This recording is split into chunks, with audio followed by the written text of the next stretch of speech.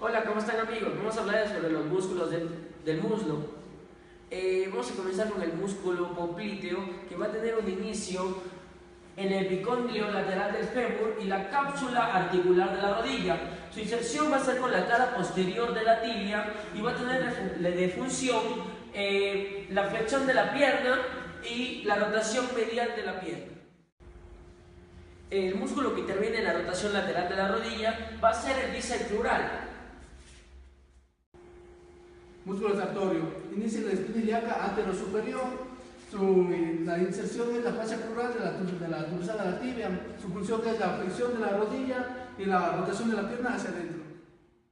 Los músculos que intervienen en la extensión del muslo, retroflexión de la cadera son aquí el glúteo máximo, como podemos ver aquí, el bíceps femoral, el semitendinoso, el semimembranoso y el bíceps femoral y el abductor largo. Los músculos que intervienen en la extensión de la rodilla son los cuádriceps, es el cuádriceps femoral, pero el mismo que está formado por la extensión de la rodilla está formado por el músculo cuádriceps femoral, el mismo que está formado por cuatro músculos, que es el recto femoral, el vasto intermedio, el vasto medial y el vasto lateral. Vamos a hablar sobre el músculo bíceps femoral. Dice que su inicio va a ser en la cabeza larga que vamos a tener aquí de color rojo, va a estar la tuberosidad isquiática, la cabeza breve que tenemos aquí de color verde, va a estar lo que es la línea áspera, el septo intermuscular lateral. Dice que su inserción va a ser en la cabeza del peroné, su función va a ser la flexión de la pierna, la extensión del muslo, la extensión del tronco y la rotación lateral. Los músculos que se insertan en la rotación medial de la rodilla son el músculo semitendinoso, el semimembranoso, el popliteo, el grácil y el sartorio. Músculo semimembranoso. Su inicio será la tuberosidad isquiática y su inserción será en el cóndilo medial de la tibia, la fascia del músculo popliteo y la articulación de la rodilla en su cara posterior. Las funciones de esto va a ser la flexión de la pierna, la extensión del tronco, la extensión del muslo y la rotación medial. Sistema articular.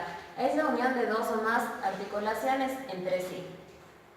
Las articulaciones se dividen según su grado de movilidad. Tenemos tres tipos que son sinartrosis, inmóviles o fibrosas, las anfiartrosis semimóviles o cartilaginosas y las diartrosis móviles o sinoviales. Sinartrosis. Son articulaciones que no están en movimiento, estas se las encuentra en el cráneo y en la cara. Las sinartrosis se dividen a su vez en sutura dentada, escamosa, la armónica, esquindelesis y gónfosis. La sutura dentada nos dice que la superficie de esta articulación tiene la forma de dientes. Sutura escamosa están talladas en forma de bisel. Sutura armónica o sutura plana, las superficies articulares de estas son planas. La esquindelesis es la unión característica entre el hueso vomer y el esfenoides, y el gónfosis es la articulación entre el maxilar y las piezas dentales. Anfiartrosis. Son articulaciones que presentan movimientos limitados Los huesos de cráneo y los huesos pares van a ser los parietales y los temporales, mientras que los impares van a ser el frontal, el occipital, el esfenoides y el etmoides. Los huesos de la cara, los impares, van a ser lo que es el vomer y el maxilar inferior, y los huesos pares van a ser lo que es los dos maxilares, los dos palatinos, los dos malares, los dos huesos nasales y los conoides inferiores. El hueso occipital dice que va a estar situado detrás del esfenoides y de los parietales, y por los lados vamos a tener a los temporales. El hueso frontal dice que va a estar situado superiormente con los parietales e inferior con los huesos propios de la nariz. El etmoides dice que va a estar situado anterior con el esfenoides y posterior con el occipital. El hueso esfenoides dice que va a estar situado superior con lo que es el parietal, anterior con lo que es el frontal y posterior con el etmoides. El hueso cigomático se va a articular con cuatro huesos, que es el frontal, el esfenoides, el temporal y el maxilar. Los huesos propios de la nariz se van a articular con el frontal, el etmoides, el nasal y el maxilar. Superficies articulares revestidas por un cartílago articular que protege la superficie ósea e impide el desgaste del hueso. Como podemos ver aquí tenemos el menisco articular, los rodetes periarticulares, la cápsula articular de ligamentos, es un manguito fibroso. La membrana sinovial es una membrana transparente que se inserta alrededor del revestimiento cartilaginoso. Tenemos los pliegues sinoviales, el líquido sinovial y las prolongaciones de la membrana. Superficies articulares revestidas por un cartílago articular que protege la superficie ósea e impide el desgaste del hueso. Como podemos ver aquí tenemos el menisco articular, los rodetes periarticulares, la cápsula articular y los ligamentos, es un manguito fibroso. La membrana sinovial es una membrana transparente que se inserta alrededor del revestimiento cartilaginoso. Tenemos los pliegues sinoviales, el líquido sinovial y las prolongaciones de la membrana. La clasificación de la articulación sinovial se clasifica en artrosis, condíleas, encaje recíproco, articulación troclear y la trocoides y la artroides. En la artrosis tenemos la articulación esférica que es convexa y cóncava. En las condíleas el segmento elipsoide en sentido inverso. En el encaje recíproco son cóncavo y cóncavo. Articulación troclear, forma de plana, forma de poner. De unión. El contacto entre las superficies articulares son por una cápsula laxa, insertada alrededor de revestimientos cartilaginosos en el cóndilo del hueso occipital y la cara articular superior del atlas. Ligamentos del hueso occipital y el atlas. El hueso occipital y el atlas están unidos. A. Por las articulaciones aclanto-occipitales. El hueso occipital y las superficies articulares son dos cóndilos que van de inferior a lateralmente. B. Por las membranas aclanto-occipitales. Estas están revestidas por una delgada capa de cartílago. Ligamentos del hueso occipital y el atlas. El hueso occipital y el atlas están unidos. A. Por las articulaciones aclanto-occipitales. El hueso occipital y las superficies articulares son dos cóndilos que van de inferior a lateralmente. B. Por las membranas aclanto-occipitales. Estas están revestidas por una delgada capa de cartílago. Membranas aclanto-occipitales. Estas membranas son dos. La membrana aclanto-occipital anterior formada por dos láminas fibrosas, una anterior a la otra. Lámina fibrosa profunda, es delgada y confunde con la cápsula articular de la articulación aclanto-occipital. Lámina superficial, es más gruesa, reforzada con su parte media. La membrana aclanto-occipital posterior es una lámina fibrosa, delgada, límite con un orificio pasando la arteria. Los medios de unión. Los medios de unión se dan por el contacto entre las superficies de una cápsula laxa.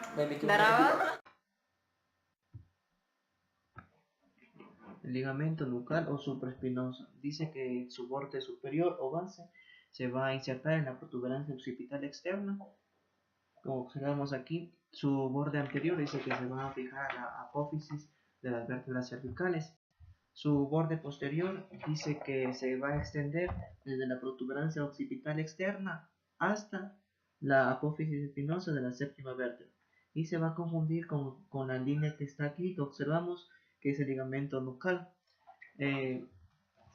La articulación de la cabeza con la columna vertebral dice que este aparato se van a incluir las articulaciones del atlas con el axis, las del hueso occipital con el atlas y los medios de unión entre el hueso occipital y el axis. La articulación atlantoaxial dice que en el atlas y en el axis están unidos por una articulación atlantoaxial media, por dos articulaciones atlantoaxiales laterales y por los ligamentos atlantoaxiales. En la articulación atlantoaxial media dice que el diente del axis está contenido por un anillo osteofibroso formado anteriormente por el arco anterior del atlas y posteriormente por un ligamento que es el ligamento transverso del atlas. El anillo del atlas y el diente del axis se unen mediante dos articulaciones trocoides, una anterior y una posterior. Dice que la anterior une el arco anterior del atlas con el diente del axis. Tenemos el diente, el arco anterior, y la posterior dice que une el ligamento transverso del atlas con el diente del axis. Las superficies articulares dice que el arco anterior del atlas y la cara anterior del diente del axis se oponen mediante dos articulaciones elípticas recubiertas de cartílago. Superficies articulares de la articulación del ligamento transverso del atlas con el diente del axis. Dice que el ligamento transverso, vamos a encontrar el ligamento transverso del atlas, que está aquí, que son esta parte de aquí. Dice que es una lámina fibrosa aplanada de anterior a posterior, que es gruesa y densa, que se extiende desde los tubérculos de las masas laterales del atlas. De la parte media de los bordes superior e inferior Del ligamento transverso del atlas parten dos fascículos longitudinales, un fascículo superior y uno inferior. El superior, también denominado ligamento occipito transverso, que es ascendente y se fija superiormente al clivus del hueso occipital y muy cerca del agujero magno, en la parte de acá arriba. Y el fascículo inferior, también denominado ligamento transverso axial, es descendente y termina en la cara posterior del cuerpo del axis.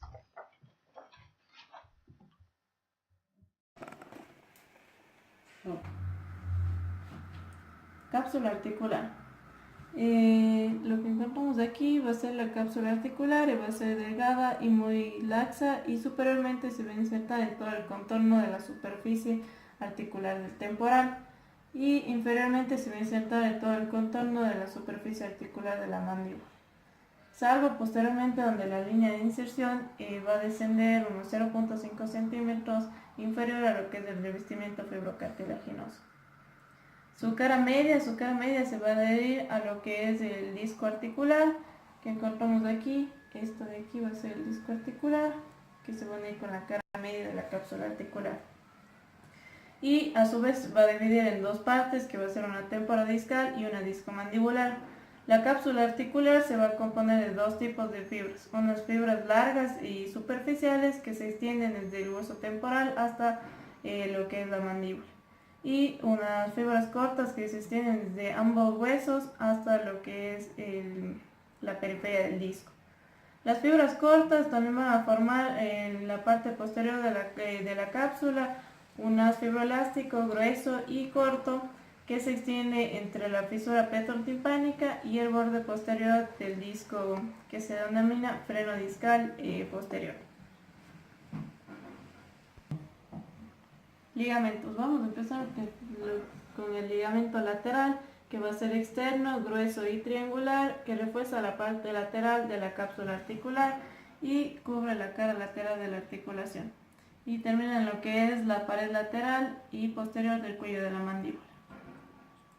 El ligamento medial va a reforzar lo que es la parte medial de la cápsula articular, y también vamos a tener lo que son ligamentos accesorios, que generalmente se denominan ligamentos accesorios de lo que es la articulación temporomandibular, los ligamentos de esfenomandibular y estilomandibular, que podemos encontrar aquí. Este de aquí va a ser el esfenomandibular y el estilomandibular, que vamos a encontrar aquí, y el temporomandibular, que va a ser este de aquí.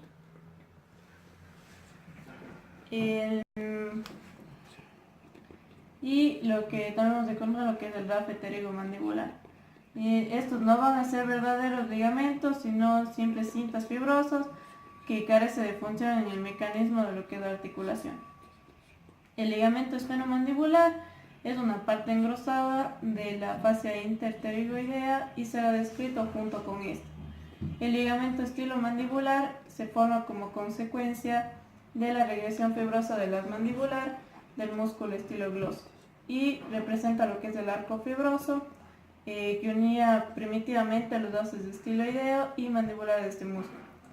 El rafe pterigomandibular da la intersección tendinosa entre los músculos buccinador y constrictor superior de la faringe. Membrana o cavidad sinovial vamos a encontrar aquí, y va a ser lo que es el disco articular. Va a estar unido por su borde periférico a la cápsula articular, que divide la articulación temporomandibular en dos articulaciones secundarias, uno temporodiscal y otro que va a ser discomandibular. Para cada una de estas articulaciones existe una membrana sinovial que tapiza internamente lo que es la parte correspondiente de la cápsula articular. Mecanismos de la articulación temporomandibular. La articulación temporomandibular puede ejecutar tres tipos de movimientos o mecanismos principales. Es el movimiento de descenso y elevación de la mandíbula, movimientos de propulsión y retropulsión, y movimientos de lateralidad o diducción. Estos movimientos son el resultado de la combinación de dos movimientos generados, el uno en la articulación temporomeniscal y el otro en lo que es la articulación discomandibular. Movimientos de la articulación temporomeniscal. En el movimiento de descenso de la mandíbula, la cabeza de este hueso se desplaza anteriormente y arrastra consigo al disco fijado en lo que es la apófisis condilar por sus dos extremos. Durante este proceso, sus relaciones con la cabeza de la mandíbula se van a modificar. Movimientos de la articulación discomandibular. Este movimiento de rotación provoca la abertura de la boca. Está limitado por la tensión del ligamento lateral. El movimiento de propulsión y retropulsión. La propulsión desplaza la mandíbula anteriormente y la retropulsión es de movimiento inverso. Se produce sobre todo en lo que es la articulación temporodiscal. Movimientos de lateralidad o de inducción. Estos movimientos desplazan lo que es del mentón hacia la derecha o hacia la izquierda. Y aquí podemos ver lo que es un movimiento de descenso en la mandíbula y la apertura que hay en la mandíbula al haber el descenso y lo que se modifica aquí al moverse